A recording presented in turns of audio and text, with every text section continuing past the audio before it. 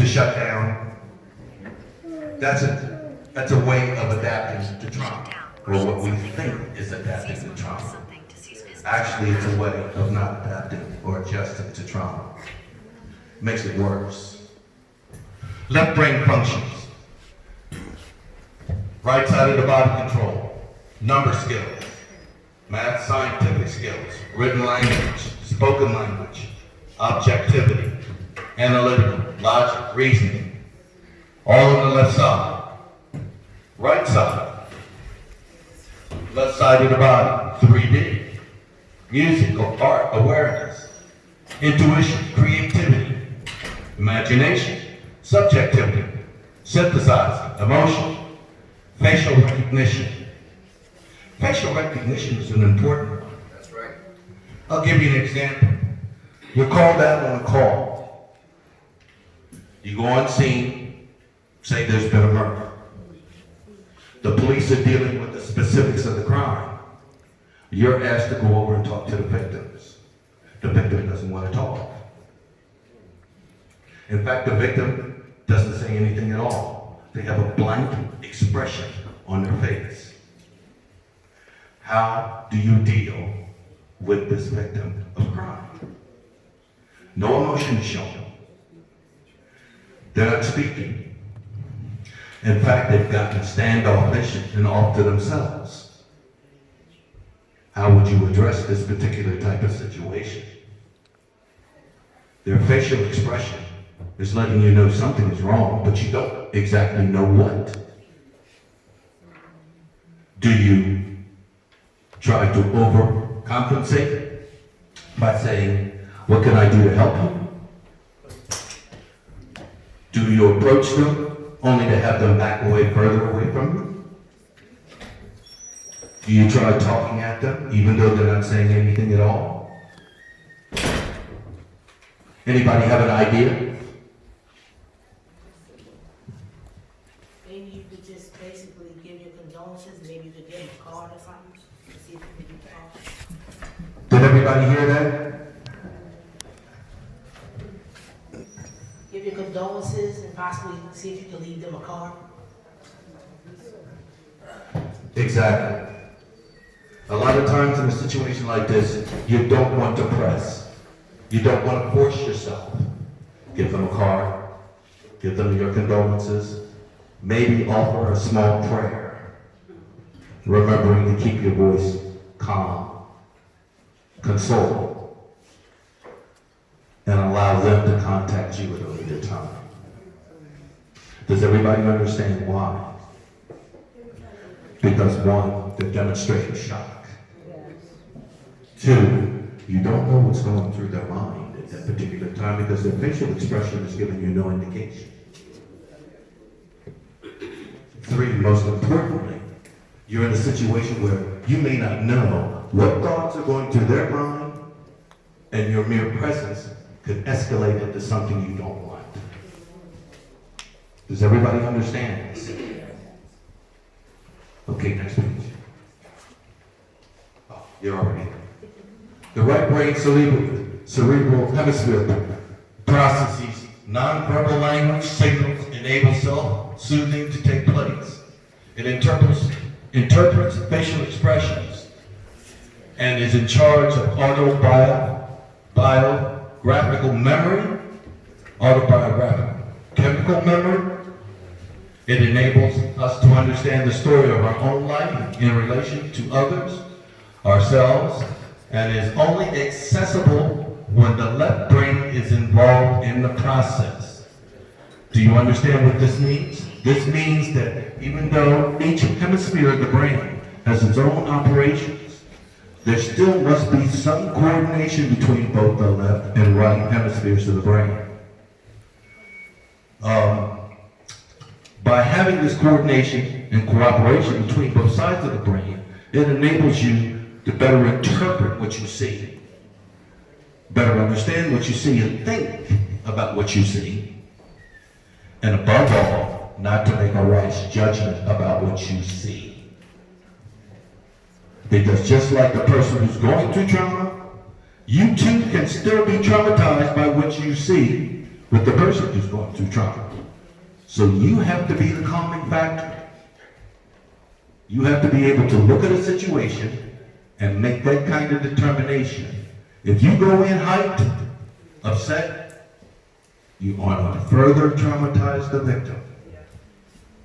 So understanding both the left and right hemisphere of the brain and its effects, you must be able to address what you see and how you see it. So it's very important. The left brain processes logic and language. This part of the brain looks for understanding between right and wrong, striving to understand the cause and effect. The left brain is dependent upon the right brain in order to form narrative, the ability to make sense out of experience, through verbal or written communication, which is critical in creating resiliency and the ability to rebound from adversity or wrongdoing or something that's happened, like trauma. Severe emotional trauma can damage the part of the brain that connects the left and right brain. How many people were aware of this? Now, we know physical trauma can do this, but a lot of people aren't aware of the fact that emotional trauma can do this.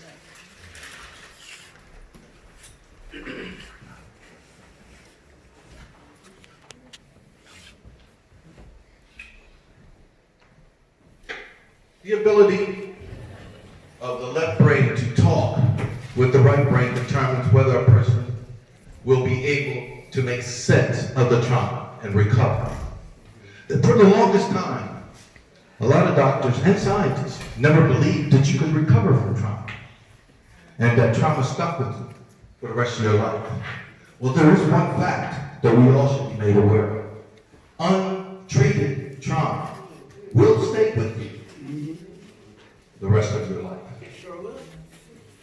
Trauma in childhood will manifest itself from childhood to adulthood to even as a senior. And the way it manifests itself is determined by the environmental, emotional surroundings from which that individual travels through in his lifetime. That's a fact that everyone should write down and bear in mind. Because as you transfer and travel through life, in the environment you go through, if you've been traumatized in youth, if you are in a good environment, that trauma can manifest itself in a wrong way. If you are in a bad environment, that trauma can manifest itself in a bad way. The key here is to seek out treatment, to get treatment. Next page.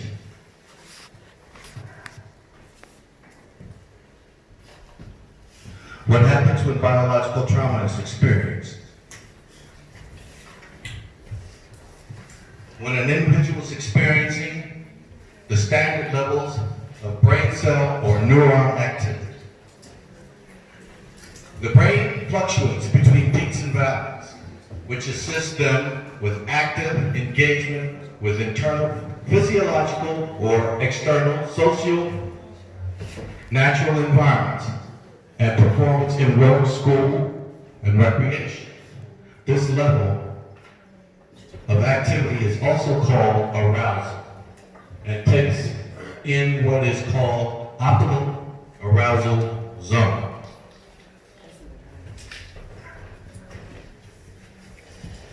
When an individual experiences trauma, brain activity rises to extreme high levels through the release of chemicals and neurotransmitters and stress hormones. It is because of this high, low arousal instability. And note I say instability, not stability. Because some people who are traumatized think they are the most stable, on the most firm ground, and that is not the case. Believe me, I can speak from personal experience. As a person, a veteran who has suffered from PTSD, I went through a lot of years thinking I was all right. Until that one day I wasn't.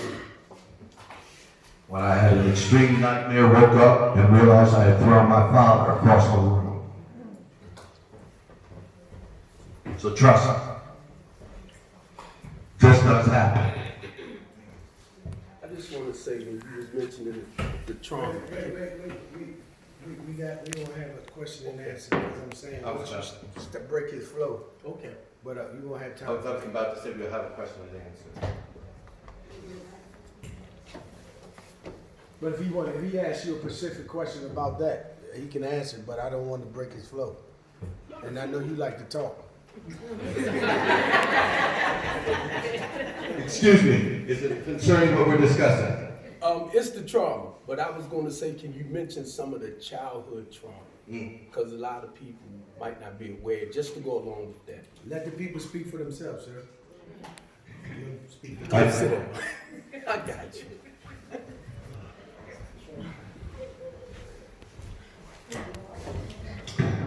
You all right? You lost your jaw? No, I'm all right. I know where I want to go with this.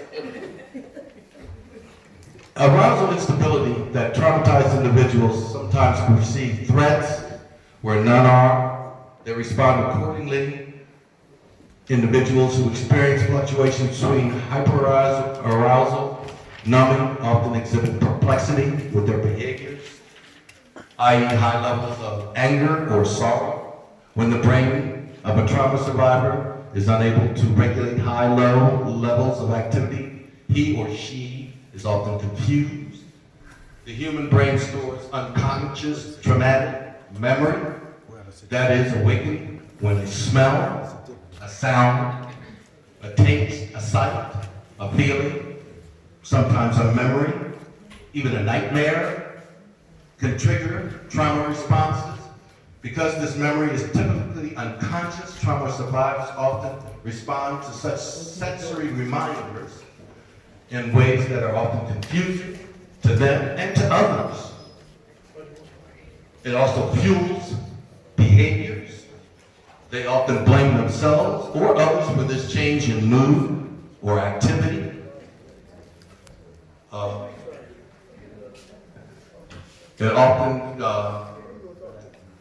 It also can reoccur. It can reoccur unannounced. How many of you have been around a person who, out of the clear blue, seemed to have a light switch personality? Raise your hand. Yes. Yes. Did it ever occur to you they might be traumatized?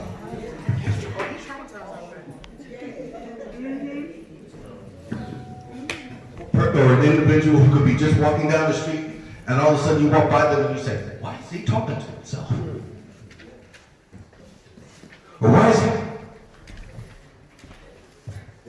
Ever come across an individual you see walking down the street?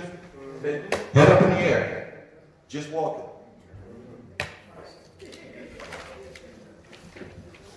Or walking down the street crying, or appears to be crying for no reason.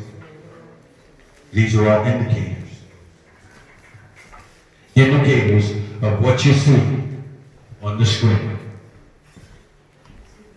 Here in the city of Baltimore, I'm about to hit you with a fact you may not be aware of. Here in the city of Baltimore, it is estimated 1 in 4 within the last 40 years have been traumatized. That's 25%. Of the 1 in 4, less than 10% have actually sought treatment. Amazing fact, isn't it? Compare that to the crime rate. Kind of makes sense, doesn't it?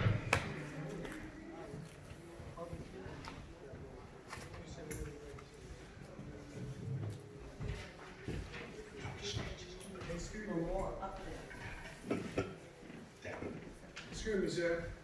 We have some side conversations going on, some sidebars.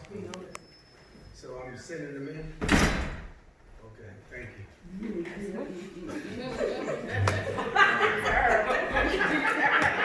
Sheriff's in town. Now you know why he's the commanding officer.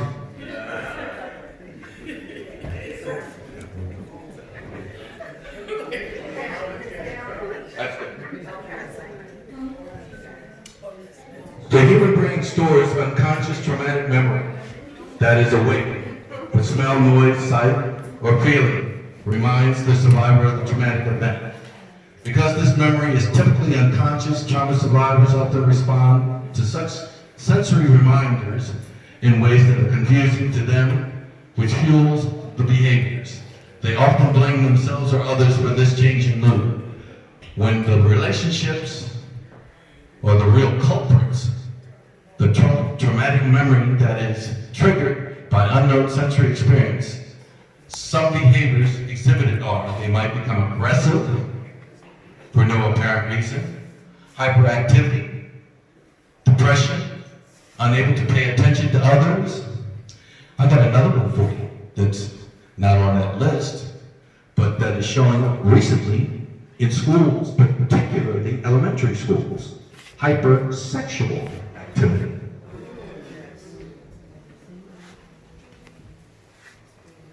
All signs.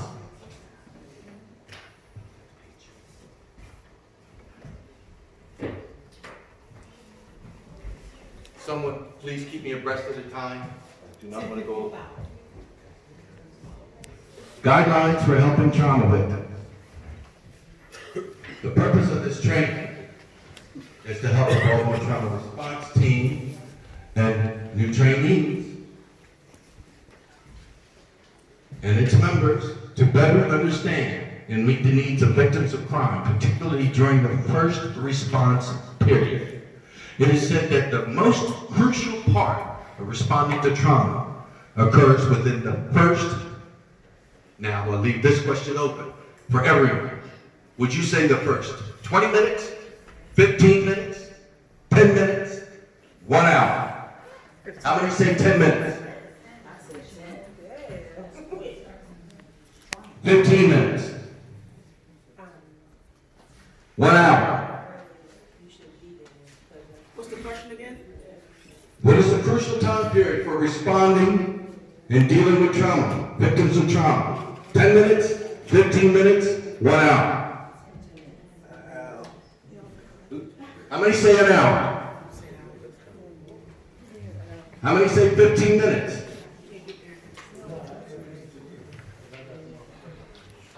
How many say 10 minutes?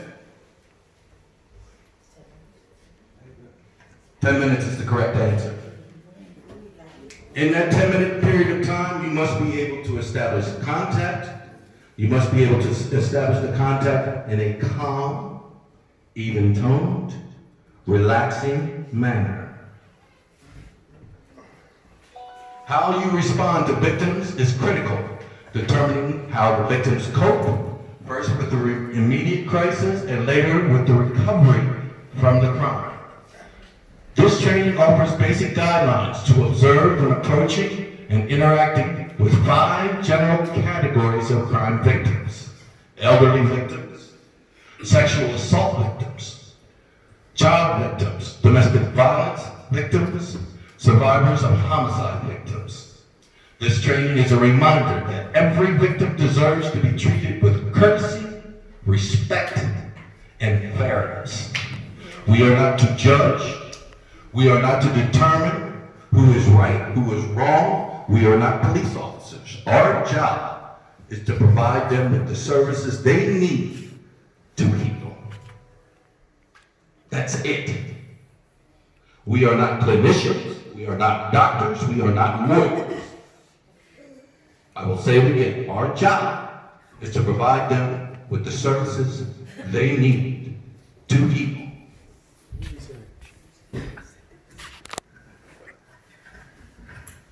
Basic guidelines on approaching victims of crime.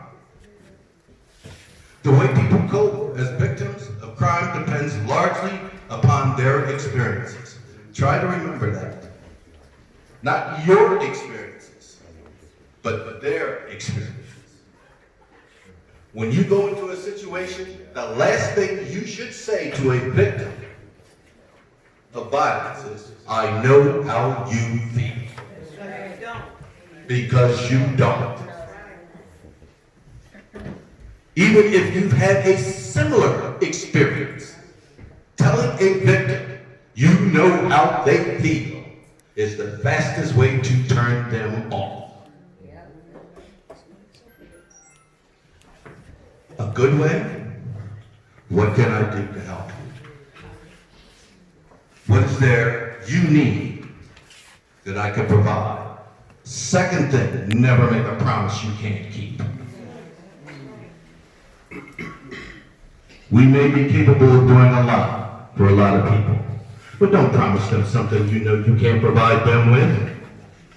We are not millionaires. We do not control the police department. We do not control the hospital, doctors, or funeral homes. If they ask you for something, say the best thing you can do is, I'll look into it and get back to you. If it is something we can do or provide, then say so. But above all, make no promises you cannot keep. Circumstances of the crime and the crime scene determine when and how you will be able to address the victims and their needs. I will repeat that line because it is very important. Circumstances of the crime and the crime scene determine when and how you will be able to address the victims and their needs. Each crime and crime scene is different. Requires officers to prioritize the performance and tasks of each situation. Generally, officers must attend to many tasks, including assessing medical needs, determining facts and circumstances, advising other personnel, and gathering and distributing suspect information. It is helpful to keep in mind that apprehension of suspect is the primary duty of law enforcement, and that accomplishing this task not only helps not only the suspect's current victims, but potential victims as well. Sometimes you, as the Baltimore Trauma Response Team members, must delay your attendance on the crime scene. Do not take offense to this. Police departments or the fire department or anybody has control of the crime. You wait until you're allowed to cross the tape. That's basic. It's extremely important that you wait until the officer grants you permission to speak to the victim. You can help the victims by understanding that the three major needs they have after a crime has been committed. They need to feel safe. They need to express their emotion. They need to know what comes next after their victimization. I need to have a time. Yeah, we're gonna hold it right there. Yes. Take the time. You can ask this question. Now, Yeah, my friend had a question. I get jealous when people can out-talk. Go ahead with your question. I get jealous when people can out-talk me, sir, so go ahead. I was trying to tell you, he already answered it. I'm talking about like the childhood trauma. Did he answer your question? No, I'm talking about when, are when he was going there. Yeah, he answered it. That's what I was telling you right there. Can we move on? there any other questions before we break?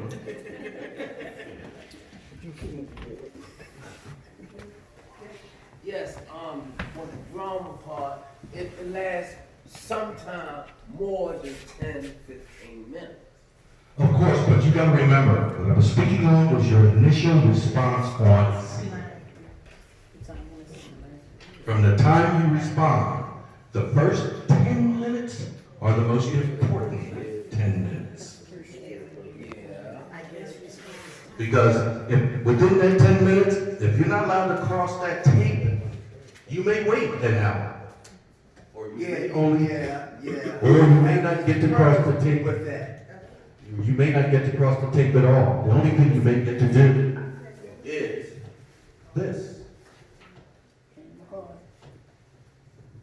It's different in different people. It's also different in different situations. The fire department will handle a situation differently than the police department. Or if it's a disaster, you may not be allowed on the scene at all. If it's a declared disaster by the state, which means the National Guard may be handling it. Each situation will be different. Right. Therefore, your time limit, your time frame, you should always shoot for once on scene is 10 minutes. Because you will know by who's in charge of that scene whether or not you can cross the T. But the thing is that I have people I was watching. I was the guardians. Right, and that 10, 15 minutes, like I said, will take longer than that. That's once you get one scene. Yeah. That's once you're allowed one scene. You might be there 4 hours. You might be there 5 hours. But your first initial time, the most important time, is that first 10 minutes. Because if you don't get that opportunity to make contact within 10 minutes, or within that 10-minute time, if your contact is not within the guidelines laid out here, you won't have any contact afterwards. So that first 10 minutes is the most important. Very happy to come back, sir. Let's move expeditiously. Everybody sleep on your job. Okay, my name is Shay. I just wanted to mention, first thing we go out on the scene, you have to check yourself first. Oftentimes we go on the scene and we want to save the world, but you have to save yourself first. So we go out there, it may be a situation that you had dealt with in your family, you're not the best responder because you're going to be ineffective when trying to help out the victims. They need you, but they need you well. And that's basically all I want to mention. We're doing an enactment. Yes, go ahead. Thank you. Let's give Deputy James an answer.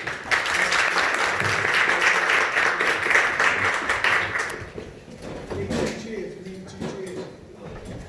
Yeah, we need 2 cheers.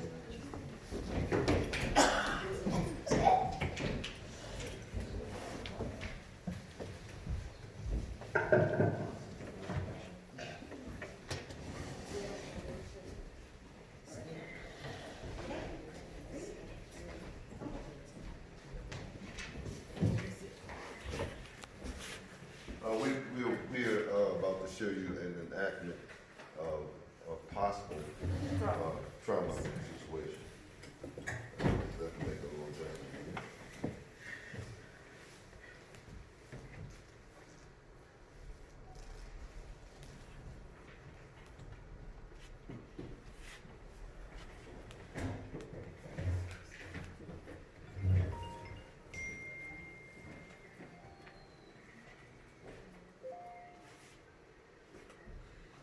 Hello? Hey, how you doing? I'm good.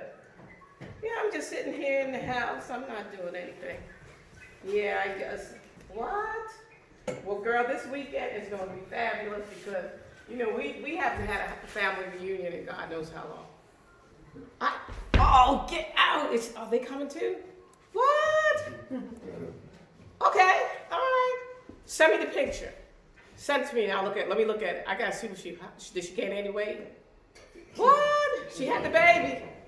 Girl! Oh my God. Okay, well, give me a minute. I'm gonna look at it. Let me get it. Well, Junior, no, Junior's not here. I sent him to the store. You know, he is 15 now. Girl, he's almost taller than me. Ah! Oh my God. Girl, I can't wait. Hold on. Let me look at the picture. Let me look at it now.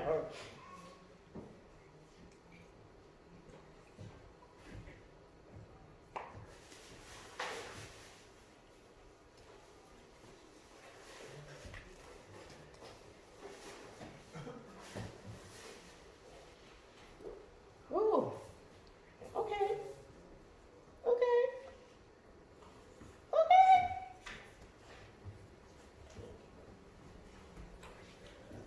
So, all right, look. Okay, I saw that picture, and the picture is fabulous. She lost what? 100 and something. I didn't even recognize her. Well, hold on a minute. Hold on. Let me look again. Oh, woo, woo, woo.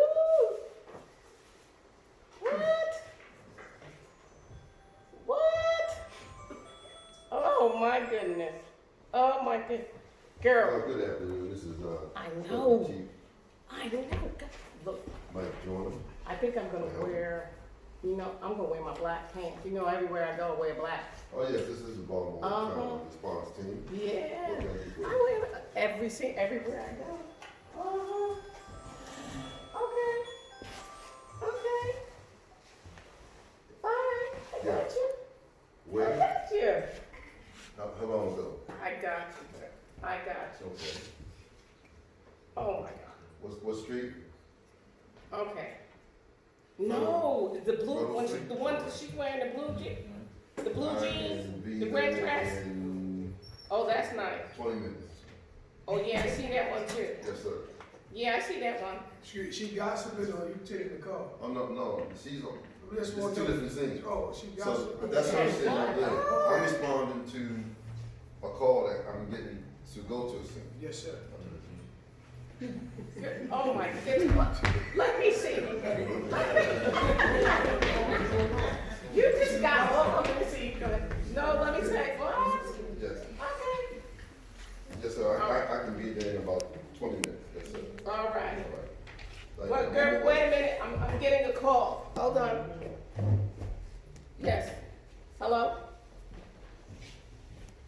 Yes. I have a son named Junior. This right here is the crime scene, all right? What? What are you saying? I don't understand what you're saying. No, you must have the wrong number. What are you saying? I don't understand. What? Oh my God, no, what are you saying? I don't know what you're saying. What are you saying? Oh God, no, please don't listen to me. Yes. Oh my God, All right. what are you saying to me? Well, what's his name? Where is he? Where's my son? Junior? Okay. Where's my son? Junior Brown. I'm on my way. What? Where? What's the address? All right. I gotta call somebody. I don't know what. I gotta get. Junior Brown. I gotta call somebody. And how old is he? Can you tell me where he is? Can you give me that address again? What are you saying? All right. Fayette. I think his mother is on the way. I think his mother's on the Oh way. my God. Yes. Oh my Yes, sir. I God. think his Oh, mother's I on the gotta way. go.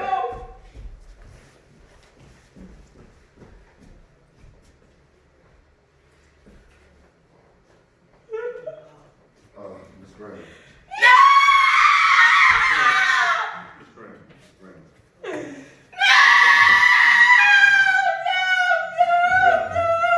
Not my son! Let me help you out. Miss Brown.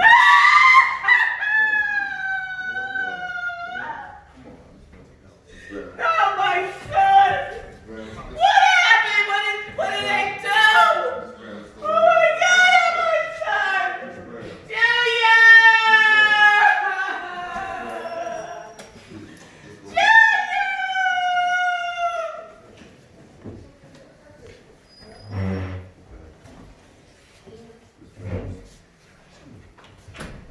Okay, Ms. Brown, my name is Mike Jordan. I work for Baltimore Trauma Response Team. Is there anything I can do? I'm right here for you. All right? Anything I can do, I'm right here for you. Is there anyone I can call like that for? May I have your phone number? Somewhere I can get in touch with you. Well, I tell you, I'm gonna give you one of my cards. And I'm here for you. Is there any place that you can, is there anyone I can call for you right now? I don't really feel that you ought to be by yourself. Do you have any medical needs right now? Do you need to go to the hospital? Ms. Brown, here's one of my cards. And you can call me anytime, day or night. I'm here for you. And I will call you. I need your number so I can call you to check on and make sure that you're all right.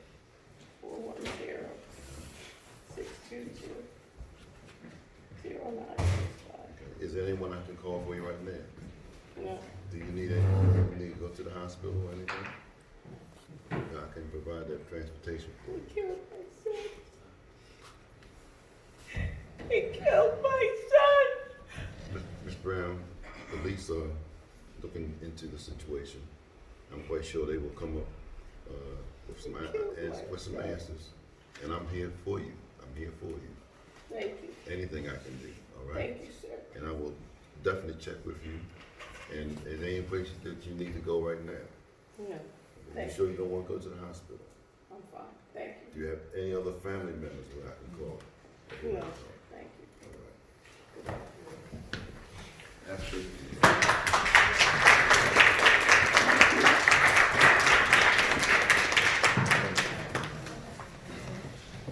Sister Selena is an actress at the Reed Playhouse. And anytime when somebody see a skit or a play, whether it's real or not, and you see somebody get emotional, that can trigger. Even with my sister one, you see, that's another thing. I'm not beating up on your group. But even though she says she's all right, you still remove her from the scene. Y'all did not do that. You kept saying she was all right. At that moment, she wasn't all right. That's why I went and did it. In my 30+ years going on the scene, I might have had only 2 people to tell me that they didn't want to talk to me because never tell a person I know how you feel because you don't. But you can share with somebody, I walked in your shoes. And I have, right? So this is real, yes, sir. If you notice, one of the first things you want to do is survey the area also, because you want to make sure that the area is safe for you also, because there still may be some lingering effects or aftermath. There may be someone in the crowd that wants to do more harm. So when you go into an area, you want to make sure that you kind of isolate her or whoever is traumatized at the time from that area. So you saw I took her from the crime scene to an area where I could really like calm down. And the longer she would stay in that scene, that would add on to her trauma. So you want to just kind of like ease away from the situation and always try to be calm and find out if she has an immediate need.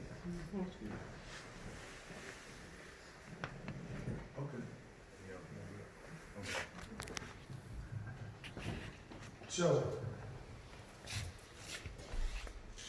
quickly, and then I guess it'll be around lunchtime, but I'm gonna introduce you to our panelists.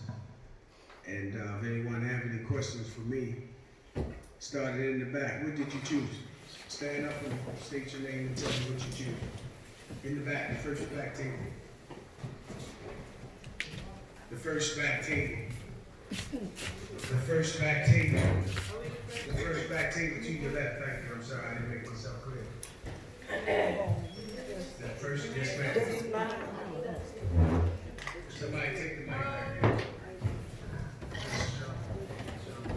Thank you. He's coming to you. He's coming to you. Thank you.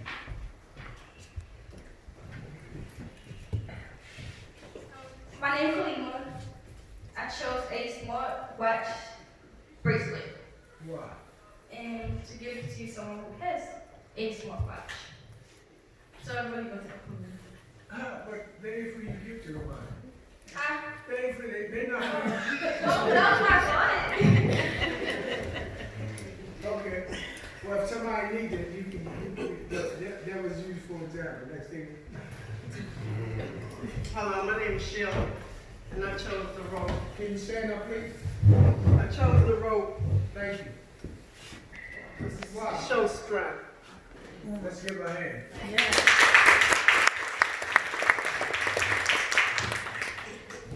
My name is Brooklyn, and I chose the stress reliever oil. Well, of course, everybody knows it's for stress, and you can squeeze and meat, going through things and stuff like that. Release some stress. Can you throw that ball up here? Let's go. Let's go up there.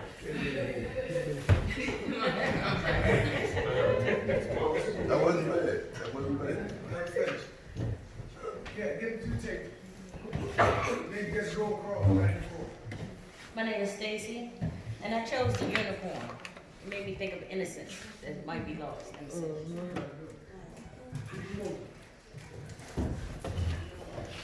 My name is Derek. I chose this right because it reminds me of my dead nephew's daughter that I get a lot right, and she loved toys like this, so that's why I chose it. My name's Ron, and I chose a ball and rope to symbolize, to try to break the chain.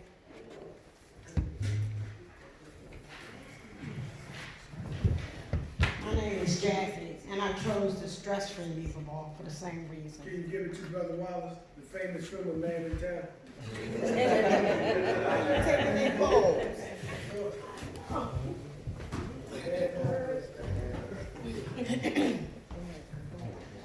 My name is Cheryl, and I chose the ball. And I chose it because you have to have a bounce back mentality in order to help somebody else. That's good. Can you give that ball to, Sister Shay said, I'm taking the thing Why back. are you and taking I'm the not ball? checking. Huh? Why are you taking the balls back? Do you feel like you need? Probably, yeah. No, you kidding. I'll give you the ball back. Hi, my name is Valerie. I choose the candle. With it, candle represent light will shine.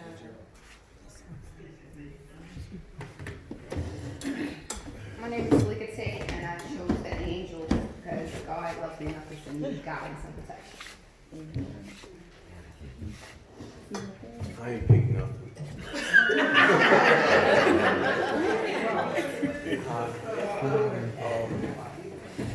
Go to the table and pick something. See, one thing about how people follow instructions. That's one reason why I gave it to you.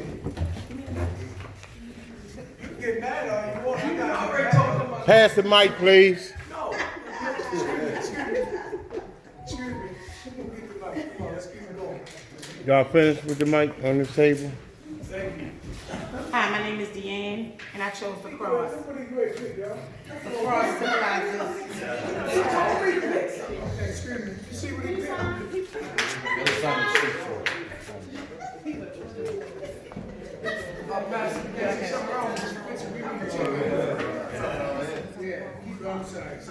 My name is Dee, and I chose the cross.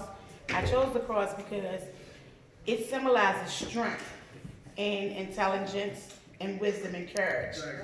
And mainly, you have to have faith in order to continue walking through this disaster that we're walking through today. And when I came to your neighborhood in Cherry Hill, what did you ask me? You want to help? I want to help. I want to be a part of.